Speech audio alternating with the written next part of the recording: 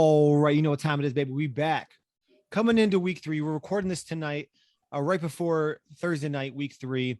Gave it a little 2-week break to see what was going on in the season. But we're back with the Fantasy Freaking Football Podcast. Fantasy Freaking Football Podcast, yeah. I'm your man, Julian. We got James here. James, say what's up. He's on mute. Okay, Brandon, say what's up. Maybe we'll listen to you. What's up, James? You're on mute. All right, so James is in the airport right now. Obviously, we're three busy guys. He's in the airport getting ready to board a flight. But what have we learned so far? What we want to go over is what we've learned so far the first 2 weeks of the season and what to know for week 3. I'll start it off with the topic. We're going to call this segment, is it news or is it nothing? News or nothing? News or nothing? Rob Gronkowski, top tight end right now in PPR formats. Is this news or is this nothing, Brandon? Me personally, I think James is still on mute, by the way. I think it's news, man. It's looking like Tom Brady is feeling refreshed, man. He is looking like a spring chicken again for some reason. He has found the fountain of youth with his avocado ice cream or whatever he's doing this life. Yeah, I mean, if you could do a tight end redraft right now, I would definitely rank Gronk way higher on my tight end list, than I have before, because most people that took Gronk in the first place kind of took him on the flyer. They was like, I'll just take him and see what happens. So yeah, probably as your second tight end if you draft. Exactly. So as like, let me see what he does. And now he's looking like, he's going to end up being, top 2-3 tight ends by the end of the season. Wow. Okay. So news for you, James. If you could unmute yourself, what would you say? Well, guys, listen, I have background noise here, so because I can't join my phone, so I'm gonna be on mute while you folks are talking. Go bet. So I think it's news because of him and Tom Brady's chemistry. It is what it is, and I think we underrated him as a as a top tight end in the league. I mean, look, man, it might be his final dance too. And I think good old TB12 wants to give him the rock. Yeah, I think you're right. I think you're right, James and Brandon. I think it is also news. It's incredible. I think going forward for the end of the season, I'd probably rank him tight end 4, maybe to finish the season. I don't think anybody replaces Kelsey, but I do think giving Darren Waller a run for the money for number 2 spot is TJ Hawkinson. So TJ Hawkinson or Darren Waller, as of right now, I think either one of them are looking like the number 2 guy. Kittle is probably falling somewhere behind them right now. He's not looking too great. But I'd put Gronk ahead of Kittle right now for the rest of the season. I would even take, at this particular point, Andrews over Kittle. So yeah, that's newsworthy. Okay, so moving on.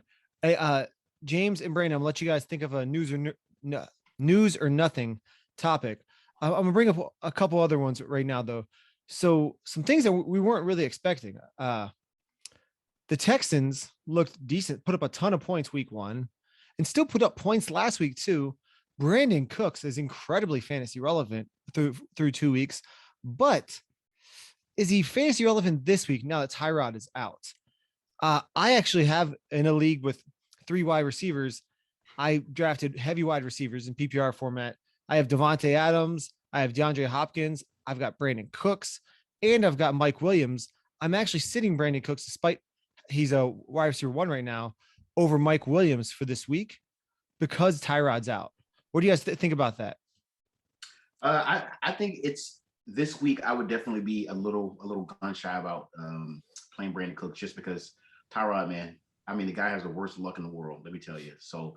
But I mean, he's obviously, developed some chemistry with Brandon Cooks, and it's a bit of a connection, but I would be very hesitant to play him this weekend based upon we have this one guy, like they can't even find stats or film on him. Like it's very little film. So you have no idea where you're going to bring, and it's a Thursday night. Like I would be terrified to play Brandon Cooks, but I feel like if Tyrod Taylor becomes healthy once again, Brandon Cooks would definitely be, like, for me personally, like a week-to-week starter. I would start him every week. I don't start Cooks anymore. I don't start Cooks with who's their backup? What's his name? Mills or some shit? I don't even know who it is. Like, and I'll be honest with you, man. He's there. He's been their offense, and him and Tyrod, and I think with Tyrod out, big problems in Houston. Right. Oh, yep. Got to agree. Got to agree. Yeah. So I'm benching this week. And I recommend everybody bench him this week. Thursday night games are always sporadic. He could end Yes, up he could end up with 3 scores tonight, he but could. I wouldn't be. My expectation is he has under 60 yards and 4 or less catches. Which I mean that's still 10 fantasy points, but I think you could find that elsewhere and somebody you can that has a higher floor and a higher ceiling. I don't see too much good coming from that. If you guys have any more to throw out there, but some shockers so far. I gotta say, Alvin Kamara hasn't put up the numbers we expected. Derrick Henry had a big flop week 1, Saquon. but then week 2 exploded. But Najee Harris, I thought Najee Harris he hasn't been anything weeks 1 and 2. Darrell Henderson has had a great first 2 weeks despite Brandon's expectations. Mike Davis has been a big flop so far, but he's getting the carries, he's getting the attention, just not breaking through with anything. What are some surprises and some things of note that you guys think? Brandon, go first. I would say for me, Clyde Edwards-Helaire, man. Wow, the dude has been a absolute dud. And I was watching one of the other fantasy shows this past week, and like they kind of traced his stats back to last year. Like, I mean, we're talking like his last 6 or 7 games last year, the dude has put up an egg, man, has not scored a touchdown. So even though, Damian Williams, like, vultures all of the touchdowns on the goal line, like, the relevancy, if you have Clyde Edwards-Helaire right now, I would be trying to strike a deal, man, with somebody. I've already gotten a couple trade offers from Sanchez. He tried to offer me Clyde Edwards-Helaire and Jalen Waddle for Cordell Patterson. And I was like, dude, I'll take Jalen, but I want no shares of Clyde Edwards-Helaire. 0 shares. Well, you should have given up Cordell Patterson for Jalen alone. Yeah, that, but I need a running back. In this league, I wouldn't even start Jalen, but because I'm stacked at wide receiver. I'm like, dude, like you're offering me, goods that I don't need. Like I probably won't even play Jalen. So, but yeah, I need a running back. I want no shares of Clyde Edwards-Helaire. 0. James, what about you? A big surprise is somebody who we weren't real high on because he always lets you down in fantasy is Tyler Lockett. Tyler Lockett is having a hell of a year. And I think that, with the first 2 games, he's wide receiver 1 in Seattle. Surprising. And it's funny because I still worry about it. Same. Times, but he's crushing it. I was just going to say, he's to me, he's so boom or bust. He's going to give you 27 or somewhere between 2 and 7. Yeah. And that's what's tough. And you already know too, like there's always a certain part of the season where like Russell's in the MVP talk and like he always fizzles out, man. Like which is typically the first like 7 games. The first 7 games, you're talking this is Russell Wilson's year. Yeah. And then just fizzles out, man. Then they give it to one of the running backs a lot and they get hurt. Like Rashad Penny already out. I don't know. I don't even know if he's breathing. He's always hurt. But what else, James? I got 2 more. I got one is K1 in Arizona. Kyler Murray's balling out. Wow. Yes. Hey, we talked about him a little bit, but I don't think any of us 3 expected him to put up the numbers that he's putting up so far this year. You're right. 100% right. I think he was he was always going to be like a top 5 fantasy relevant quarterback just with his ability to run. For most leagues anyway, because he did pretty decent last year. He was a really solid pickup last year for sure. And you can get him in later rounds, but I think he was still a little higher on people's radar, but because of the season he had year before fantasy wise, like I said, his ability to run definitely made him like, okay, I want to have one of those quarterbacks that has legs. So he's going to get you about 60, 70 rushing yards a game. All right, James, who's the other one you're talking about? The last is the I don't want to call it a controversy, but the running back situation in Dallas. Now, let me speak on this for a second. Yes. So you got Zeke, who's a first rounder, right? First rounder in every draft I was in. I'm in 4 leagues, and that's crazy. So he's not been putting up great numbers, putting up okay numbers, but not Zeke numbers. And then you got Pollard, who's giving him a blow.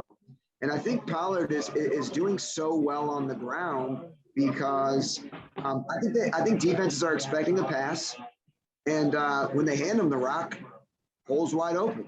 They're dropping linebackers, and he can get to that second level.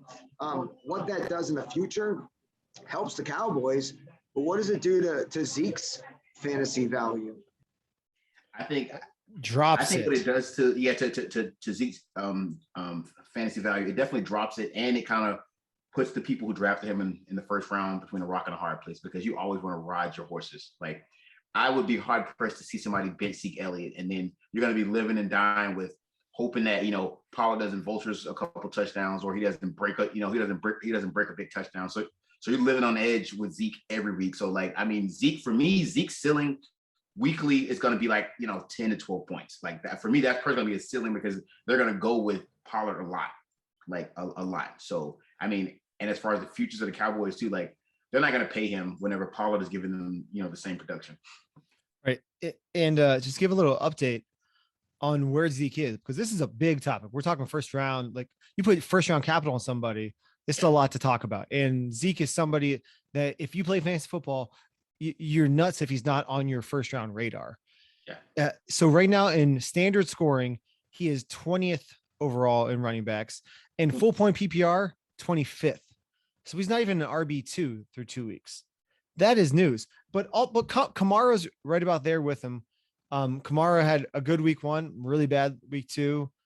At least Zeke, I think, was kind of around even, given about 10-ish points both weeks. But So I mean, it's tough through 2 weeks to really say it. Kamara is still that guy, though. yes. Whereas that's what I'm saying. Whereas this one, we're saying That's too early predictions. yeah, exactly. I still think Kamara finishes the year as an RB1. Zeke, I gotta say, I think it's the Mike McCarthy effect. It's the Matthew Berry was saying how Matthew Berry started the free Aaron Jones hashtag because Mike McCarthy would not feed him the rock. Now Mike McCarthy's down there in Dallas and he will not consistently play Zeke. He needs to free Zeke. Hashtag free Zeke, starting on the Fantasy Freaking Football podcast. Hashtag free Zeke. And I feel like with Kamara as well, like, I do like what. Oh, sorry. No, go ahead, James. Go ahead. Go, James. I just like what's happening with those receivers. I like what CD's doing. I think CD's building to being a wide receiver 1. I think Cooper has had a hell of a first 2 games. You know, so you know, I think all those guys are gonna get their shares. But at the end of the day, I'm, as of right now, and I have Zeke in the league. I'm selling Zeke and I'm buying stock in Pollard. Yeah, I agree. Yep. All right. So one other guy I want to talk about. Is it news or is it nothing? We did not give this guy attention. I don't know if we gave him the time of day all preseason on the podcast. Now we let the first 2 weeks settle a little bit. We're coming into week 3. Mr. Jalen Hurts. We've already previously mentioned him on this podcast. Mr. Jalen Hurts is number 4 in fantasy football scoring right now, in standard scoring. So 4 points per passing touchdown, 4th overall for QBs. Is this news or is this nothing? And what is your projection for him throughout the rest of the season? For me personally, I'm still going to give it's not news. Jalen Hurts still had a certain fantasy ceiling that we all expected coming in, which is why people, I mean, any quarterback, even Justin Fields right now, with his ability to run, people are still going to create, you know, fantasy relevance. But I feel like with Jalen Hurts, he had a certain ceiling. Go ahead. What is that ceiling? Is it really high? I think he'll finish top 10, but I wouldn't give him like once the stats start to accumulate, because Jalen Hurts, man, like they're gonna get the film out on him, and it's gonna, like, once we hit that mid era of the season, it's gonna slow down. It's gonna slow down for him. But I feel like his fantasy ceiling was always gonna be on the brink of a top 10 quarterback, just off of his ability to run. You know what I mean? All the running quarterbacks are gonna vault up to the top because they give you a little more than the pocket passers. I mean, obviously, other than like Tom Brady, because Tom Brady is throwing, like, you know, he's throwing like 9 touchdown passes in 2 games. So not many other pocket passers other than Derek Carr are putting up Tom Brady numbers. Like the rest of the quarterbacks that give you some kind of versatility. Because even look at Daniel Jones from the Giants. Like he is looking like, if Jason Garrett continues to run the ball with him, it's going to create a lot of fantasy relevancy for Daniel Jones just because he can run the ball. So with Jalen Hurts, I think he's going to have some relevancy, but I think at the end of the season, once you combine all the other running quarterbacks who are going to accumulate stats, he's going to be probably middle of the pack. That's me personally. So middle of the pack, what is that? Is that 12th? Is that 15th? Is that 6th? What is that? I would give him 12th by the end of the season. So you think he'll finish like either low end QB1 or high end, so somewhere between 12 and 14? Is that your projection? Yeah. Okay. James, what are your thoughts? As the season progresses, you'll see the Eagles' woes. I think I'm with B. I think he finishes high end, top 10, low end, low teens. So I think this is news, and I was medium. I wouldn't say I was low, but I wasn't high on Jalen. Jalen fell to me in a league that me, Brandon, and James are in, and I was happy to get him. And in that league, I'll add I'm 2-0, just like the other league that I'm in with them as well. And yes, I played them both already. But so yeah, I am high on Jalen Hurts. I think he finishes in the top 6 in the first end. I would say my projection is he finishes between 4 and 6. QB4 and QB6 finishes the season. Okay, so name me the 6 quarterbacks that you think are right now ahead of Jalen. That'll finish ahead of Jalen Hurts. No, I said so that would be 3 to 5. That would be ahead of him. Okay, so name me the 3 to 5 that you think will be ahead of him. So Patty Mahomes. Okay.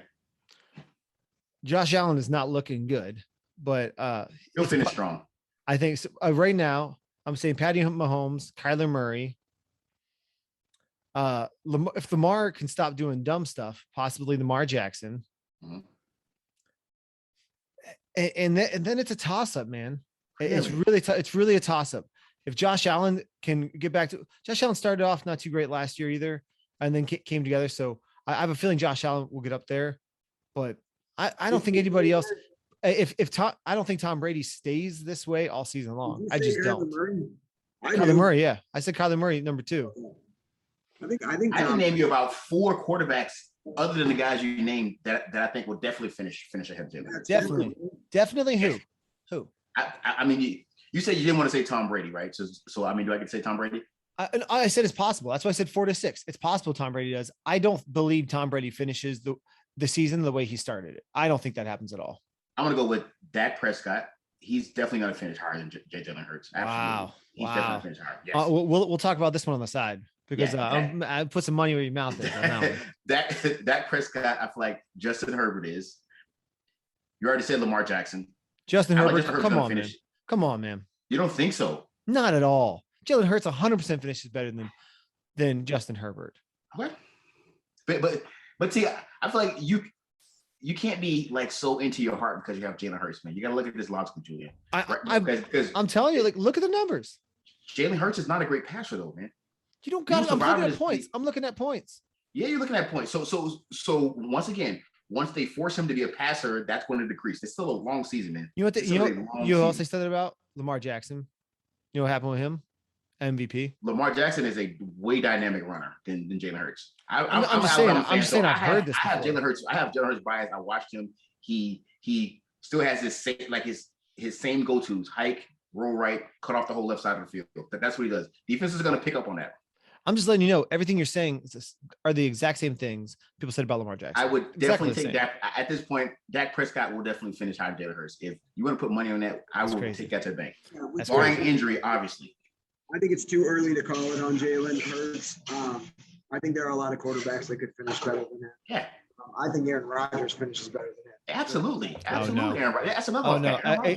Aaron Rodgers. I do not believe in Aaron Rodgers this year. I think Matt Stafford finishes better than him. So bro, Julian, you are getting this short time bias, man. It's a long season, brother. It's only week 2 and Jalen Hurts has won you a couple games, but you're gonna play some over Aaron Rodgers, the MVP last year. Yeah, 100%. In fantasy, we're talking fantasy. We're not talking real football. We're talking fantasy football. I know. Jalen Hurts is a better option for the season than Aaron Rodgers. But the point is he won the MVP because of his stats, right? He did not finish that well in fantasy. Aaron Rodgers, his numbers last year were good, not great for fantasy. Are they better than Jalen Hurts? Jalen Hurts played what, 5 games last year? Okay, Come on, so son. if you want to take Aaron Rodgers' 5 best games and take, well, even just take 5 best the games. last See, 5 you're games. acting ridiculous now. So I mean, if you want to take Aaron Rodgers' last 5 games versus Jalen Hurts' last 5 games, who finished higher? I didn't know you'd bring up that argument, so you tell me. I'm just asking. That is something for us to look at because you seem to be so high on Jalen Hurts. I think he is a average passer at best. Like at Okay, best. so through, and I don't care what he is for a passer. I'm care what he is as a passer and a runner. It's still stats. And the It's still numbers stats, he puts up, So Jalen Hurts has given me 2 good games this year. Aaron Rodgers, I've only seen 1. You know how many fantasy points Aaron Rodgers put up week 1? 1. The answer is 1, gentlemen. It is a long season, man. I can't trust that guy. But on the same token, I would definitely trust the knowledge and experience of reading different defenses and adjusting to a long season with Aaron Rodgers over Jalen Hurts. He's got a man bun. Hey, listen, to me, it's a non-issue. I don't know why we're spending so much time on Jalen Hurts. Listen, so there's a couple other things we need to talk about. Because Julian has a love affair because he's drafted Jalen Hurts. That's why. But go ahead, next topic. Because he drafted him in the 13th. Yes, Anyway. and he's like, oh my God, this is the guy. Like, okay, Julian, calm down, man. It's week 2, buddy. It's week 3. See, this guy. There's only been 2 games played. So Week 3 hasn't officially started yet. James, go ahead. I think we talk about San Francisco's offense because we did talk about Mostert being super injury prone. I drafted him, by the way. I'm pretty sure we discussed the injury prone. Did we not talk about that? Yes. Yeah. Somebody sneezed on him. Now he's out for the season. Yeah. So Trey Sermon, who all 3 of us were high on, is questionable this week, and Deebo Samuel, which went late in every draft I was in, is top 5 receiver in the league right now, and they're number 1. And Brandon Ayuk. What's happening there? Dude, I drafted Brandon Ayuk in your league, Julian, and after week 1, I don't plan on playing him until he has 3 consistent games. I already put 3 consistent in my mind. Like, yeah, 3 consistent games, then I'll play him. Until then, I will sit him at the end of the bench and I won't even look there. And James, you did not even mention the RB1. What was he, a 5th round rookie that nobody's ever heard of? Elijah Mitchell. Who the heck is that guy? I have him. I picked him up in the only league that I was able to get him, and I don't even know where he went to college. I never even heard of him. Like, I didn't even know how you spelled Elijah. Isn't he hurt too, though? Yes. So my man Trey Sermon, OHIO, he played 1 play in the NFL so far and got a concussion. So they didn't let my man suit up week 1. Week 2, we're like, hey, all right. So all these guys are hurt. Raheem Mostert, like I think he was playing hopscotch a pregame and got hurt. So I'm gonna need Trey. I'm gonna need you to put a uniform on. The guys lower than you on the depth chart would move him up because we don't like you. We don't like your face or something like that. So they put him in late in the game. He didn't even get to start. Yeah. Elijah Mitchell gets hurt. Somebody else got hurt. They put Trey Sermon in. He played 1 play and got a concussion. Is it the line? Is it the power conditioning coach? Is it the nutritionist in San Francisco? Got him eating too many greens? No, what's going on out there? No, Baltimore is even worse than San Francisco. I just don't think they get enough reps. Their bodies don't get accustomed to NFL play. Yeah, so that's the only saving grace with running backs is that running backs and linebackers are the 2 people that are just facing contact every single play. So injuries are going to happen. So just be ready with your sign button on the free agency list. Refresh your Twitter page every 5 seconds to see that breaking news from Adam Schefter or NFL pros, whoever you follow. Be ready because running backs this year are going down. They are dropping like flies, right? They are dropping like flies at a barbecue in July. Hey, so if we're talking about it, we need to talk about who is the guy that just got picked up, the running back they just signed. Yeah, I have no idea. I'm looking at Jacques Patrick. Jacques Patrick is the newest signed running back for the 49ers. And I'm sure he's already gone. I think he was at Florida State. He's a big kid too. Florida State. He was on the Bengals practice squad, and they just signed him off the Bengals practice squad. So crazy enough, though, he had a monster game in the preseason. He had the one game he played with Cincinnati. He had a monster game. Yeah, he can run the ball. He did well at Florida State, man. I remember he came right after Dalvin in Florida State. or no, right after Cam. He gave Cam Akers spells. Yeah. So I don't know what to say there. I don't know what the right answer is. I don't know there in Baltimore who's going to be the guy. I honestly, it's a crapshoot this week. If you've got some running back in the backfield of San Francisco or Baltimore, this week Tyson Williams is the guy out of all those to play. Tyson Williams, if you're playing one out of both backfields, Tyson Williams is the guy. But I think the sleeper. Go ahead. The sleeper in that backfield, I think, once we start to tally up, fantasy relevance for Baltimore, I think it's going to be Latavius Murray. He's going to vulture a lot of goal line touchdowns. So I was going to allude to this. I think if we have to pick one out of all these people for this week alone, we're looking at week 3, Tyson Williams is the guy.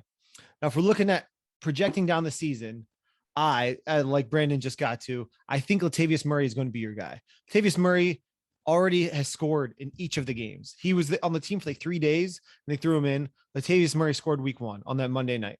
He scored again last week. He's going to get those goal line punches and he's strong as a flipping horse. He's huge. So Latavius Murray is going to get work. And I think as the season progresses, he's the guy out of both backfields that you would for sure want long-term. Yeah. Now, I want to say Trey Sermon. I think maybe Trey Sermon is the most talented out of both backfields. It seems like Kyle Shanahan's got a problem with him, just like Brandon Ayuk might be the most talented wide receiver on both teams, but Kyle Shanahan's got a problem with him too. So I don't know what's going on with the 49ers. Very, very difficult to trust any of those running backs with the 49ers at all. If you have Trey Sermon, don't drop him yet. Hold on to him right now. If you have Elijah Mitchell and he's healthy, play him this week. You guys have any thoughts on any of that? I don't. I agree with that. Yeah. Do not give up on Trey Sermon, man. Like, I feel like he still has a super high. He has a super high ceiling, man. Especially in that offense. Do not give up because most of it is on IR, so he's gone for at least 8 weeks. So I would definitely hold. If you have Trey Sermon, hold the wall, man. Hold the wall. Don't give up. The only thing I disagree with what you said is Ayuk being the most talented. I think Samuel's the most talented, and I think Samuel stays the wide receiver 1. I don't think you ever drop Samuel, and he's going to continue to put up those points. Oh yeah, no, you never drop him. Samuel. Yeah. I mean, the reason I feel like Samuel is more talented because he can do more things. But Brandon Ayuk as like your deep threat route running wide receiver, I feel like he is still the more prototypical wide receiver that fits the mold of a wide receiver 1 in that offense versus Deebo Samuel. Like I said, like in college, I mean, dude was doing special teams. He was throwing passes. Like they would line him up in the backfield. He was doing everything when he played for South Carolina. So I mean, he's more of a Swiss Army knife. So obviously, he's going to give you more value fantasy wise. But I mean, in the long run, like talent wise, I still feel like your straight up bona fide wide receiver is going to be Ayuk. Last thing I want to talk about is real quick, and then you can go and we can wrap it up. So I got to catch a plane. But I want to know how many points in a standard scoring league you think Justin Fields, who's been named the starter against Cleveland, scores this week. I'll go ahead. I will say in standard scoring, he puts up about 18. Yeah, 18. That's I was going to say 20, but I think that's about where he's going to be the first couple of games because I feel like he still has a lot to learn about being the quarterback in the field. Yeah, I think he probably runs for over 50 yards. Yeah, I think it probably runs in a TD. I think he also probably has 2 picks. So I think because you can already see, from the preseason game, like and the game that they put him in when Andy Dalton got hurt, he's heavily dependent on his legs, like heavily. Huge. And that is going to get him in trouble. He's heavily dependent, like he's snapping first read, second read, I'm out of there. Like that's going to get you in a lot of trouble. That's like Cleveland, because Cleveland's defense will gobble them up because they got hitters. So here's what I've done. Here's what I think. I think he scores less than 15, and I think Montgomery has a decent game because they're going to have that run game rolling. Yeah. But here's the thing. I think Cleveland gobbles him up. I think he turns it over. I think he turns it over. I think he turns it over at least 3 times. Yeah. And I've started Cleveland's defense in all four of my leagues. And I love Justin Fields, but I've started him in all 4. Don't trust it. First start, you're going to be nervous. So I'm with you. I want to talk one thing. I want to talk about defenses defense slash special teams, and then I want to give an update of how we're doing so far through 2 weeks. So James, you got to how, you're playing Cleveland each week or in all 4 of your leagues against Justin Fields and the Bears. I think that's a great move. I actually am playing the Las Vegas Raiders this week in all 4 of my leagues because they're going up the Miami Dolphins and Tua Tagovailoa is out. Jacoby Brissett, don't trust him. He's a backup. He could sling the rock, but I don't trust him. And he's not the starter. So, and Miami's offense is just bad, all around bad. There's not a single guy on Miami's offense that I would start in any of my leagues right now, unless I was desperate and my team was terrible, but I draft well. So it's not. I might start Miles in a flex. Okay. So like, here's my little special little hot take right now with Jacoby Brissett starting for the Miami. I think Mike Gesicki, the tight end for Miami, has a big week this week, as well as Jalen Waddle. I feel like Jacoby Brissett, I don't know why people sleep on him, man. He has proven himself on every team that he's been on. There has not been a team where he hasn't come out and have 3 to 4 touchdown games, because he gets it. Like he knows how to read defenses. You know what I mean? So I think the value of Mike Gesicki for sure. I'm still a little on the edge with Jalen Waddle, but I feel like Mike Gesicki, the tight end for Miami, I definitely think he has a big week this week with Jacoby Brissett starting. So is there a defense special teams you'd recommend this week? So I'm gonna talk about let me talk about this real quick, and then Brendan, you give me your take on it. So I would, if I could pick any defense this week, actually the number 1 rated defense through 2 weeks is the Carolina Panthers, who will be playing tonight on Thursday against those Deshaun Watson lists and Tyrod Taylor lists, Houston Texans. Starting a quarterback that I don't even know. So the Panthers, if you could have gotten them, start them tonight on Thursday night. They typically say don't play defense on Thursday night. This is the exception to the rule. And there's an exception to every single rule. Tonight is that night. The Bills right now are the number 2 defense. Patriots are tied for the number 2 defense. They seem to always have a monster defense. Good for them. The Bears, number 4, Saints, number 5, Broncos, number 6. The Bucks defense is serious at number 7, Cardinals at 8, 49ers at 9, Rams tied at 9. And we expected the Rams to be a big defense, and same as the Niners. Colts at 11 and Steelers at 12. Well, some surprises are, we all expected the Browns defense to be high. Right now, they're ranked number 22. I actually dropped them in a couple leagues I had. So their defense is giving up way too many points than we had thought. Let's just an update. If you could pick the point being, if you could pick up there are a lot of quarterback injuries right now. If you can pick up a defense playing against a benched quarterback, like the backup quarterback, play that defense. That is a tip all season long. Anytime you can get a defense playing against a backup quarterback, play that defense. Yes. Any thoughts on that before we give the updates on how we're doing? Yeah, because you're playing the odds. So it's okay to stream defenses unless you got one of those defenses. There ain't many of them that are like top 2. So yeah, that's the basic strategy. You just stream a defense every week, especially with a lot of these rookie quarterbacks who are not seeming to pan out as well as everybody thought. So okay, so let's give the update. So myself, James, so Brandon, James, and I are all in 2 leagues together. The 3 of us are in 2 different leagues together. James, give us an update on how your 2 teams are doing. We got 4 minutes to go. Give us an update on how your teams are doing. So, in one of our leagues that we are in together, I am 1-1. I lost last week. Ches League. That's an Atlanta-based league. And then in our boat league, I'm 1-1 also. So I'm even. Yeah, you're good. You're good. I'm all right. Brandon, go ahead. How are you doing so far? Man, your boy's hurting right now. But once again, it's a long season. I'm in 2 leagues with these guys. Ironically enough, the one league I'm in 3 leagues, the one I don't give a shit about, I'm 2-0. I got a monster team. We're 2-0 but the one that has the most pride and it's probably a free league. No, it's a pay league, but I still don't even care about it. But I'm undefeated, which I made the playoffs in that league last year too. But in these 2 leagues, 0-2, still a long season. In your league, Julian, hurting that running back, so I'm still shuffling through the hay, man, trying to find that needle in the haystack, man, running back. So once I said, injuries are a part of football. A lot of running backs getting banged up, so trust me, my finger is always on the trigger button to find some new wide receiver, I mean, some new running back talent. But I mean, I'm still happy with both of my teams in both of the leagues. So that gives me promise. Like if I wasn't happy with my teams, then I'd be in trouble. But I'm still okay with my roster overall. So 0-2, baby. Still a long season. In our main league that we're all in together, the one we traveled to Tampa and we drafted on the yacht for, James had the first overall pick. Brandon had the 12th overall pick. I had the 4th and then filled in the rest. But how we did it was you get to pick a name out of a hat. And if your name is picked, you get to pick what spot you want if it's available. Brandon had the first choice. And instead of taking first pick, he took 12th. James got the second pick. He took the first pick.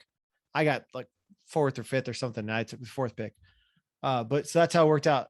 And James in running backs right now. What'd you say? Hurting in running backs right now.